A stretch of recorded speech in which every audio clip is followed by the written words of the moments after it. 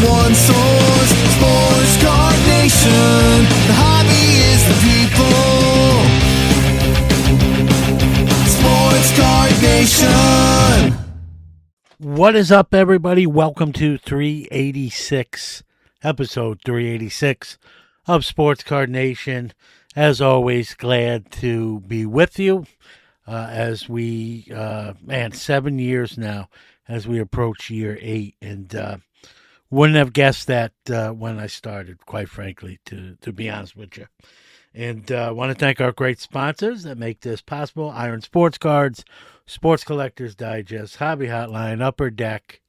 But more importantly, you out there, right? Without you, we don't exist. While I do talk to myself sometimes, I don't really enjoy doing it. So you out there make what I do worthwhile and enjoyable, and not an episode goes by I don't realize that and know that. So thank you. All right. Part 2 of our great conversation with Chris McGill, Card Ladder, the crossover. Just a great guy, a very important guy in the hobby. But he won't tell you that. He's a pretty modest and humble dude. And that's a good trait to have. And but at the same time, he gives you the straight scoop as well. So he's not a word mincer. I appreciate that about him. And we continue our conversation as I break these up into 2-part episodes. So enough for me. Let's get this show underway.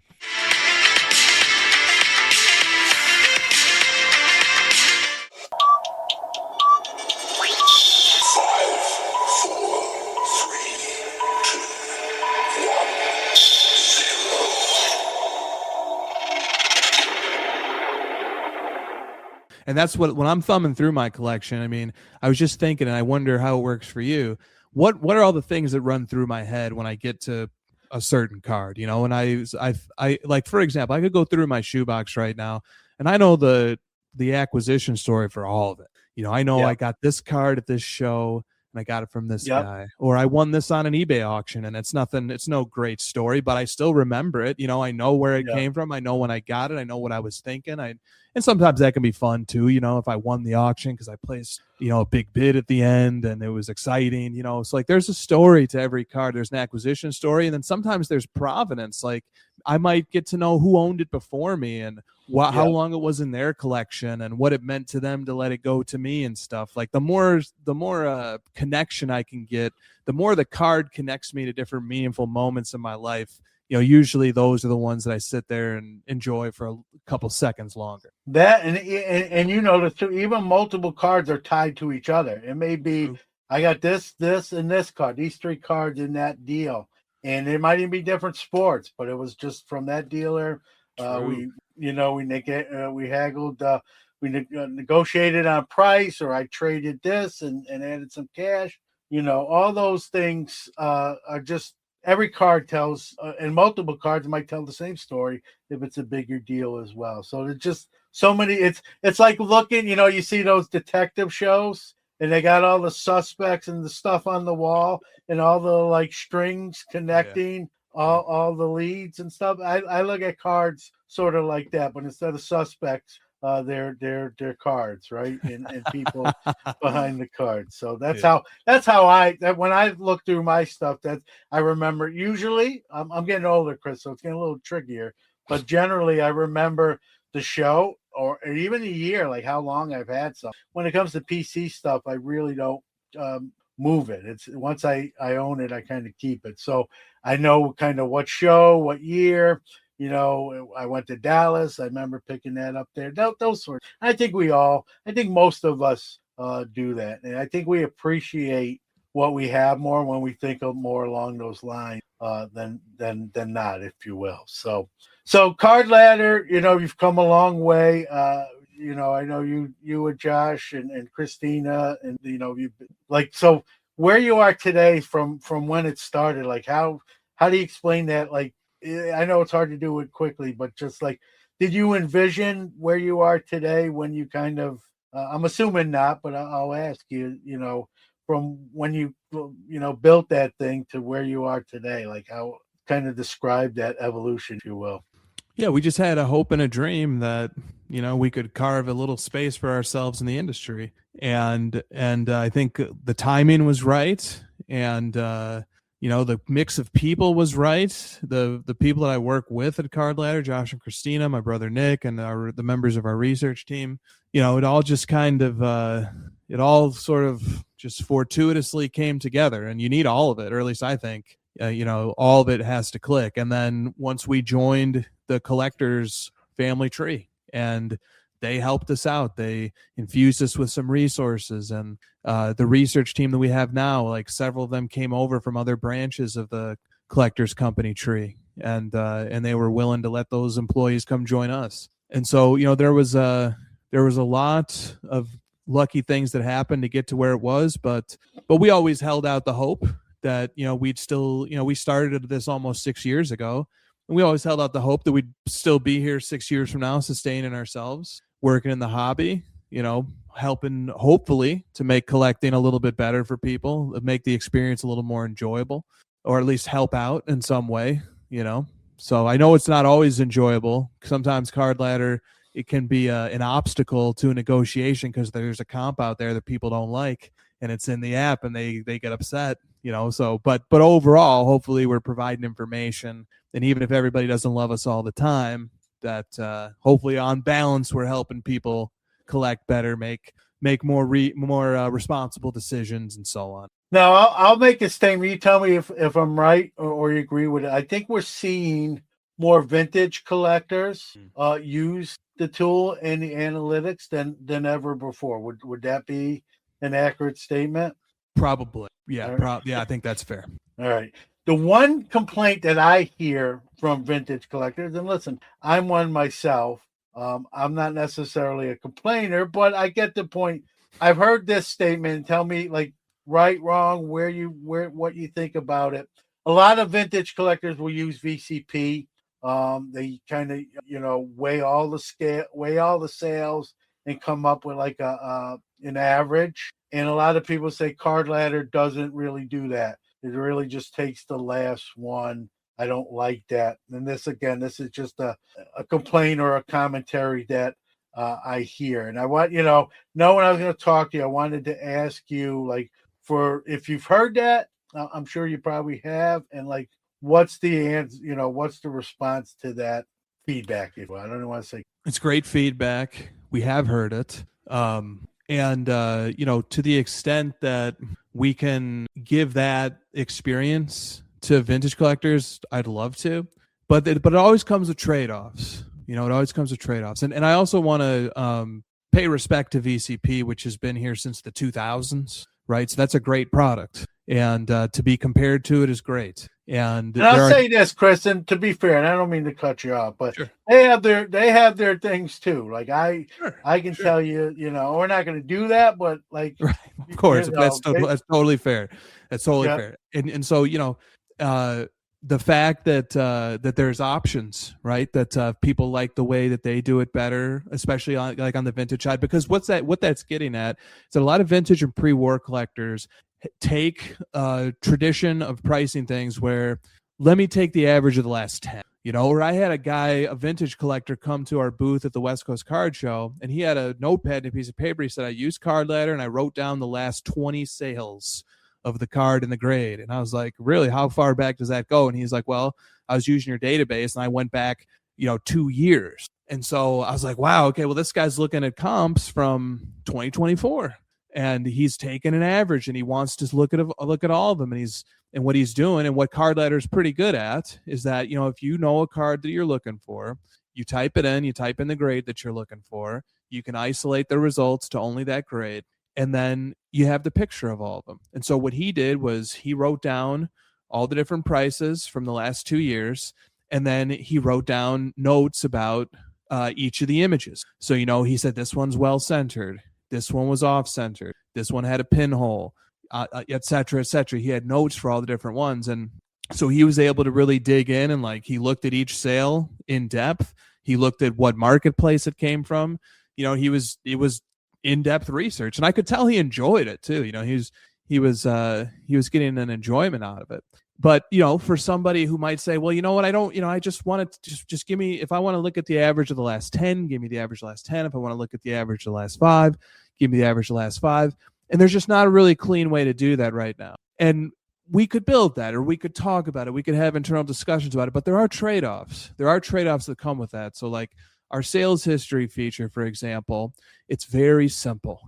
There's no extra bells and whistles from the immediate presentation. It's a search bar.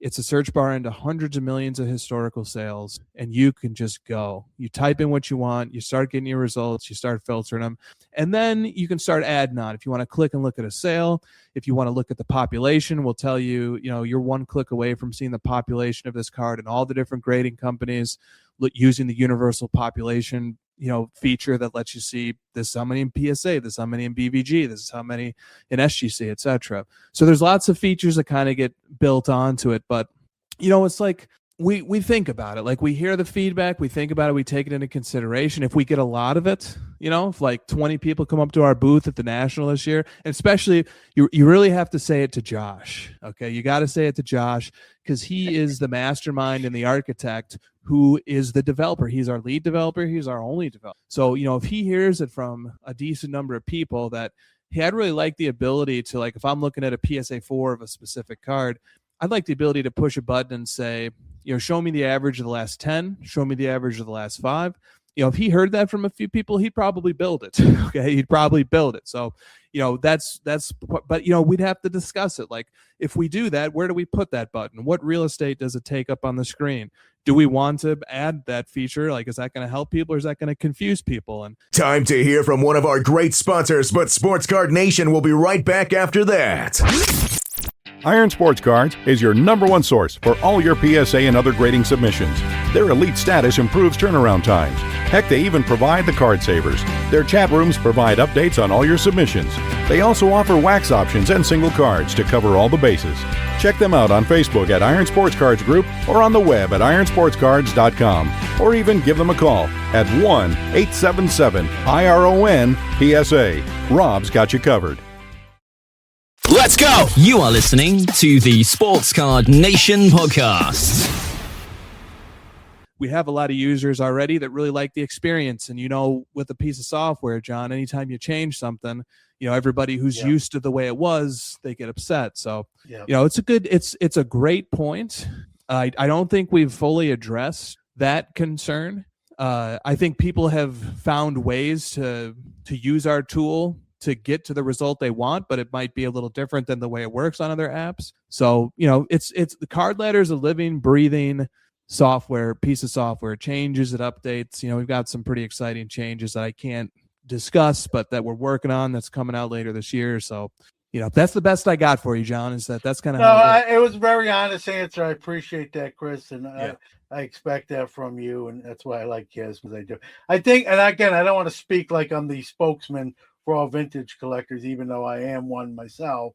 I think I think you'll agree too. There's a difference sort of between the vintage market and the ultra modern. And I think what vintage collectors are saying, like, it almost should be approached differently. Like, your tool's great, card ladder's great, but you really need to do it like this for vintage cards. But like you said, it's sort of hard to do that because it would be almost across the board. And then the other side's going to be like, hey, what the heck's going on here? Why'd you turn this light on? That's what we'd have to figure out.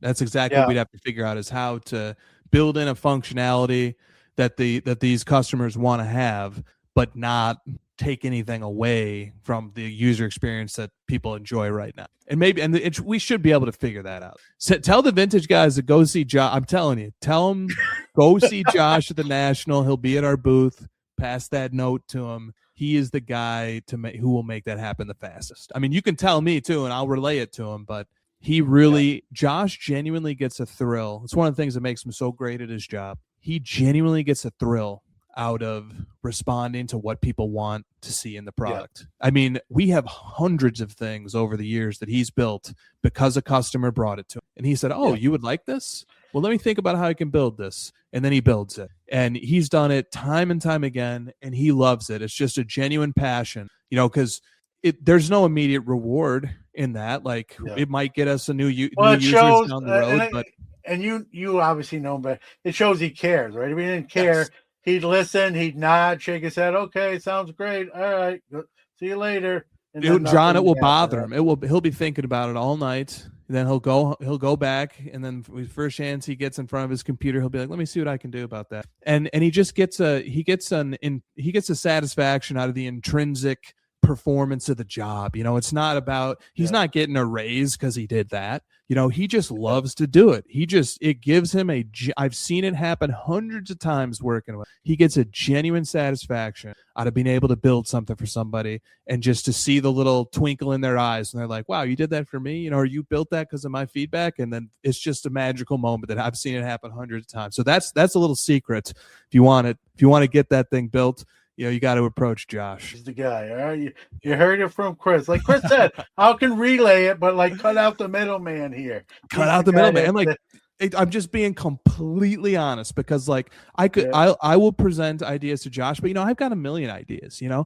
and at the end of the day, he kind of has to be the filter, you know, and he has to say, this is good, but we can put this on the back burner. But if a handful of people come up to him with the same request, he will take it very seriously. Yeah, no doubt. And listen, better to be like that than the opposite, right? Where you're just shaking, like, okay, yeah, I'll see about it, and then like let it go by the wayside or give it. No, that's not Josh. Josh can't even. Josh is so funny. He can't even have an unread email. He has to read it. He has to. That's how I am, though. I can't fix things like he can, but we share the same. Like I gotta like either read or delete every email until it's like zero. Bingo. Yeah, that's probably OCD for me. That's just meticulous attention to detail for Josh. I'm not comparing myself, but at least on the email we're on the same page. Exactly. All right, listen, coming down the home stretch here, we got a few minutes left here. We got the Chicago National coming up here in a couple months. As always, I call it the Super Bowl, the hobby. I know you view it very similar. But we got Detroit. We're gonna, I know we've had it in Chicago the last few years this year as well, but Detroit will be hosting soon here. Kind of your thoughts as someone that goes to every national. Are you and Chicago's great. I know it's your your hometown and this. But are you looking forward to like seeing a new city? It'll be I don't believe Detroit's ever hosted, or if they have, it's been a long time. Your thoughts on the Detroit National? We're going to talk about Chicago plenty, so I thought I'd come at it with a different angle. Yeah, it's a great angle.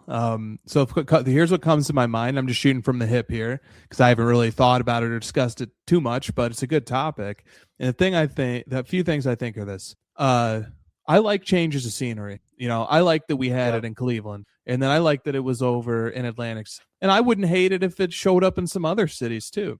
But I also really like it when it's in Chicago. Got all the hotels close by, got that big, beautiful skywalk and all the parking and a giant space that's actually big enough for this hobby.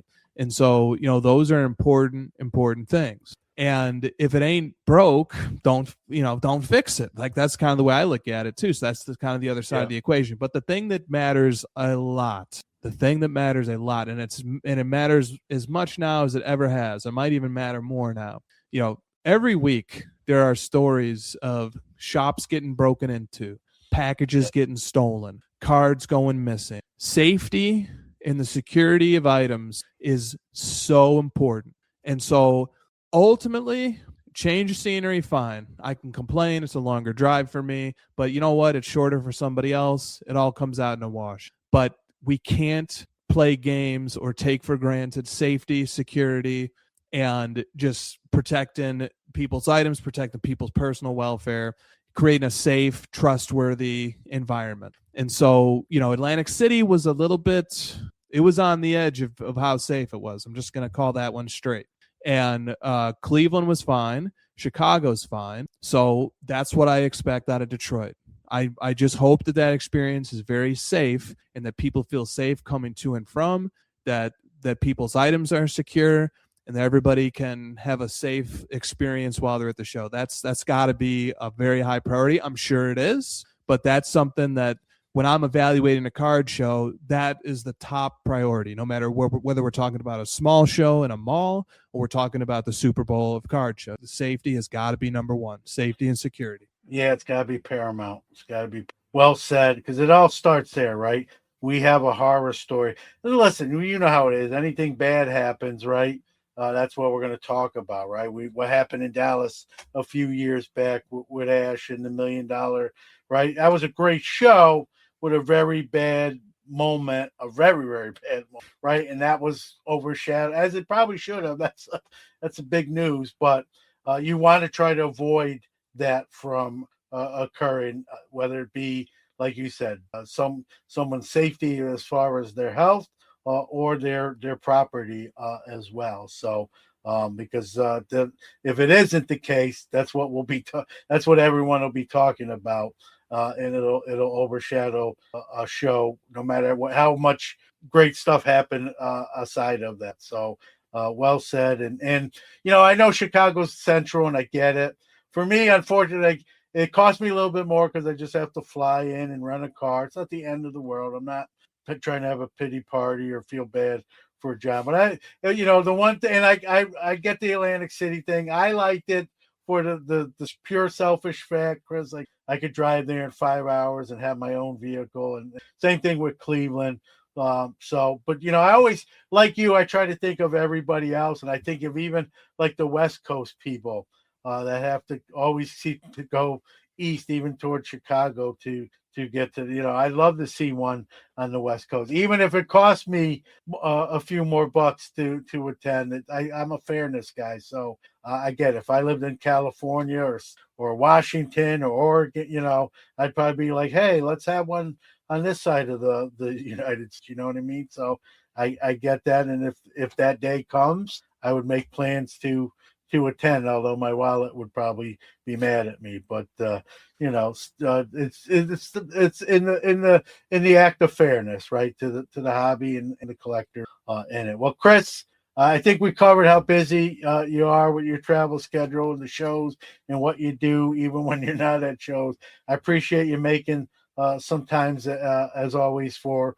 us here. So, as always, I give kind of the guest the last word. Anything you want to plug, share, put out there, take your time, but the floor is yours. I just always love checking in with you, John, and I can't wait to see you at the National if I don't see you sooner. So it's been a great year in the hobby so far here, 2026, and let's hope it keeps going. Cautious optimism is the word of the day. That's my presidential State of the Union. All due respect to Mr. Mangini. Well said, and I agree. And right, there's two sides to every coin, hobby-wise and any other aspect. And we can't forget that. So well put. Again, Chris, thank you. Be well, and we'll see you soon. Sounds good, man. Always great having Chris on the podcast, and won't wait as long next time to have him back, as long as he'll come back. Look forward to seeing him here in a few months here in Chicago at the National. Like to hang out and get to chit chat with him in person at the Card Ladder booth. And just a really down to earth, personable guy, right? And sometimes there's maybe not enough of that in the hobby.